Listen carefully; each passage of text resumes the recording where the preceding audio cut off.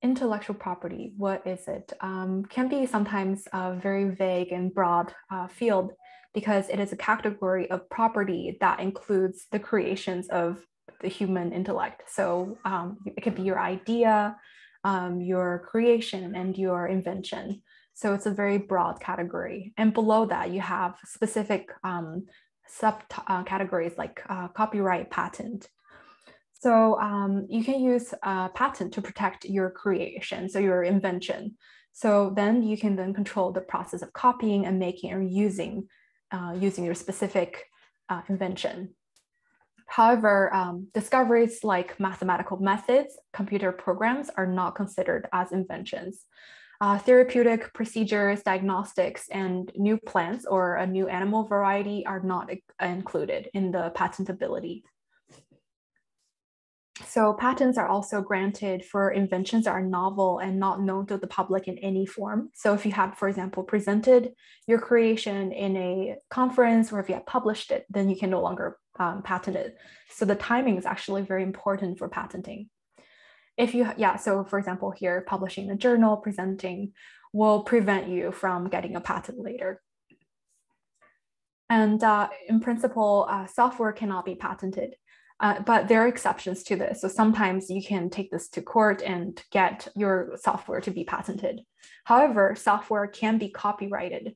So the copyright then prevents people from copying your code, distributing copies, whether it's free of charge or for sale. So the copyright originally dated for books and songs, but now it's also applicable for software. And to prevent any kind of unnecessary complication, misunderstanding, adding an explicit and clear license is important to allow the reuse of your software. And data, on the other hand, cannot be patented like your invention. So it can be, however, copyrighted just like software. But it's not possible to copyright facts. For example, I cannot copyright that the sky is blue. But the data itself, if you have a data set, this can be copyrighted.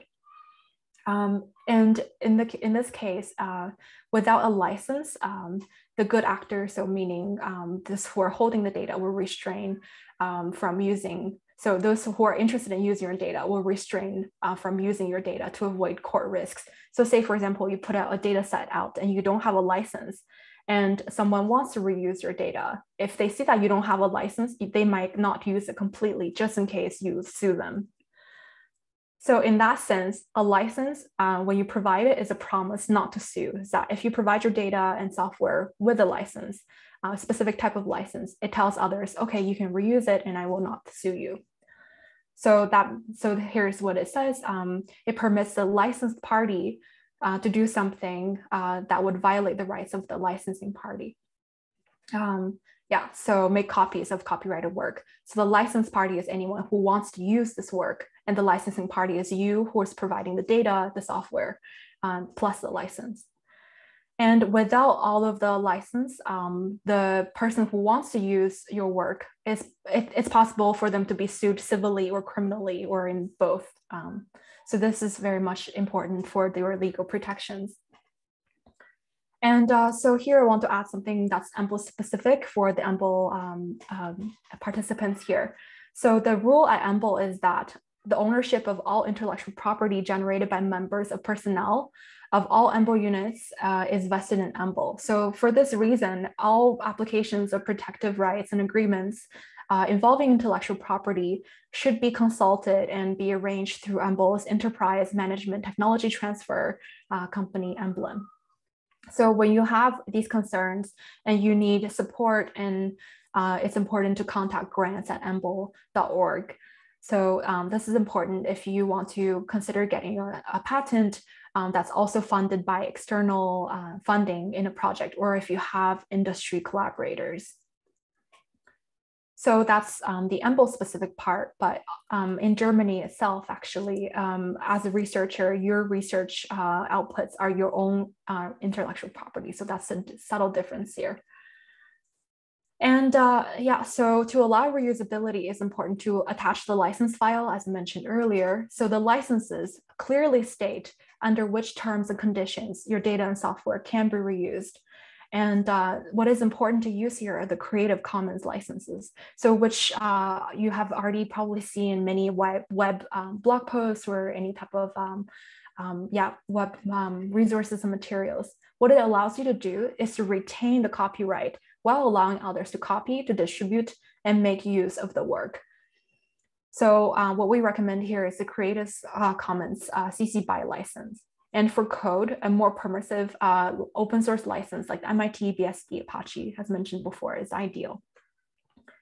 So what is the difference between all of the different Creative Commons licenses, right? So there are so many of them. So the CC0 waiver, this completely places your work in the public domain. So that means you will not retain the copyrights, and anyone at any moment can use it in any medium and without attributing it to you to say that you created this. This is often ideal for data sets. However, I think using a CC BY license is also a good option instead of CC0 if you want to be attributed for your data set. So that brings us to the CC BY license, which is actually what we require all EMBL publications to be published with. So this allows anyone to repost and modify your work.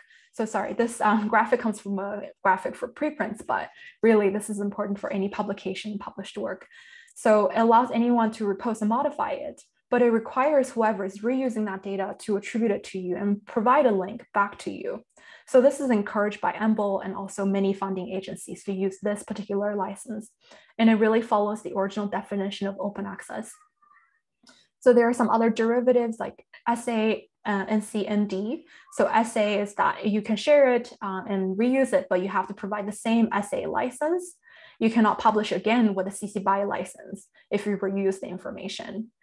Non-commercial prohibits any commercial use of the material. ND, it means no sharing of adaptation of the material. And something that's relevant for EMBL is that, for example, if you have an ND license and your paper is on your PMC, for example, this doesn't allow the text mining. So if others are interested in text mining your paper, the ND license would even prevent them from text mining. So for these reasons, we discourage the use of these licenses for scientific publications and data. And so yeah, CC BY license is the best way to go. And in this case, if you have no license, so for a typical publication, you decided not to publish it with open access and you have no license, then the paper is published with the publisher's license. And that may even restrict you to ever reuse it. For example, if you want to reuse a figure, you might not be able to do that in certain countries, or you may not be able to reuse some aspects of that publication. So we really encourage you to publish with open access to allow this type of reuse. Yeah, this is a general overview about the different CC BY license.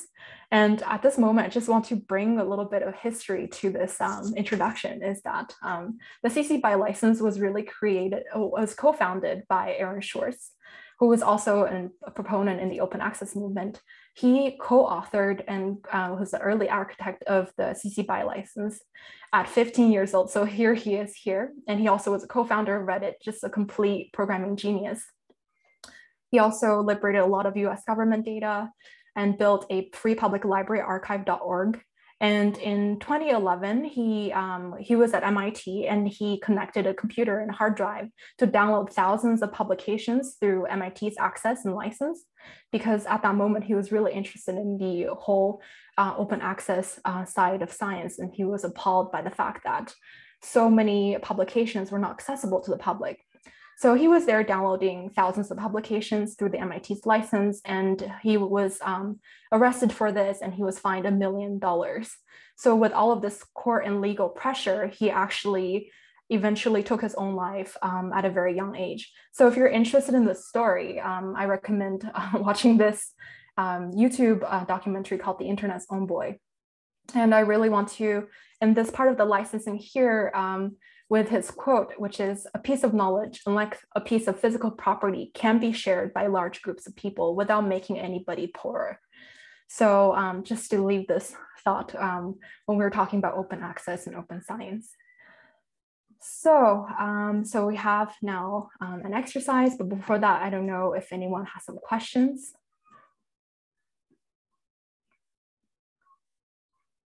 So sometimes the license thing seems like a trivial thing that in the end, you just choose one and some of this Creative Commons license will work, but actually they do make some difference in allowing the reuse. No, so you have the full copyright as an author. And even if you publish in a paper that's closed access, often you can retain your copyright, but you don't have the license, you don't have the Creative Commons license. And specifically for bioRxiv and preprints, you have the option of choosing these several licenses. If you choose CC BY, you have your full copyright. This license allows anyone to reuse it, but they must attribute it to you and say that it was your work. Then we can move on to our last exercise. So it looks like we're actually very good on time today. Okay, so last exercise.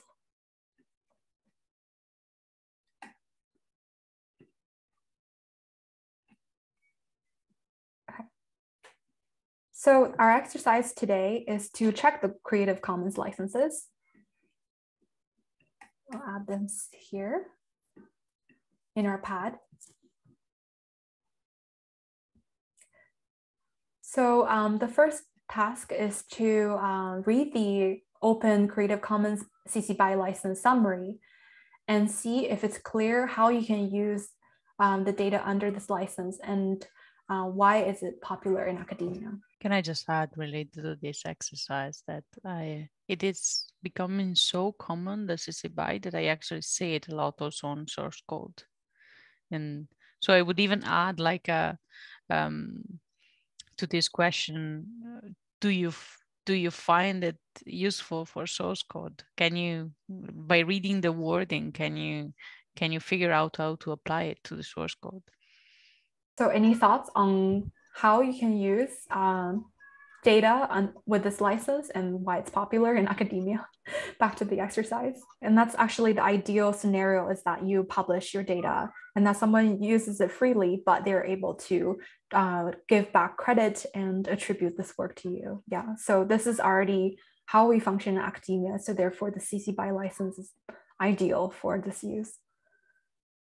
All right, so next part of this exercise is to check the MIT licensing wording when it comes to open source. So let's review this and see if this is clear to us and how does this work for us in academia. So for the coders in the crowd, what do you think about the MIT license? Yeah, I totally understand. And yeah, it definitely poses some risks. But yeah, I just wanted to add that instead, like connecting to what I was saying before, I'm noticing a lot of people using CC BY for their code. And I don't think that that's straightforward. Like, how should I cite a piece of software while I'm using it? It's not straightforward at all. So I would keep the two things separate. Mm-hmm. Yeah, definitely. I think for software, there's some challenges really for sure for, getting like a nice persistent ID, right? Do you really just only put your Git link? And we will have more of a discussion about this on day 4 with Jean Karim, where we'll talk about the problem of using Git as well, right? GitHub, which is a proprietary company. So yeah, so I think for scientists, when it comes to getting attribution, getting credited, getting the persistent ID for the software is very challenging. And what EMBL is trying to do with other research outputs like data and publications, that we're trying to connect all of this to your ORCID so that we can keep track of all of your additional research outputs. But for your open source software, how do we best link this to your researcher profile, right, to ORCID? So at the moment, I think there's no way of linking your Git or your code to ORCID. So I think there's a lot of work here with recognizing this work. Yeah. Yeah, thank you so much.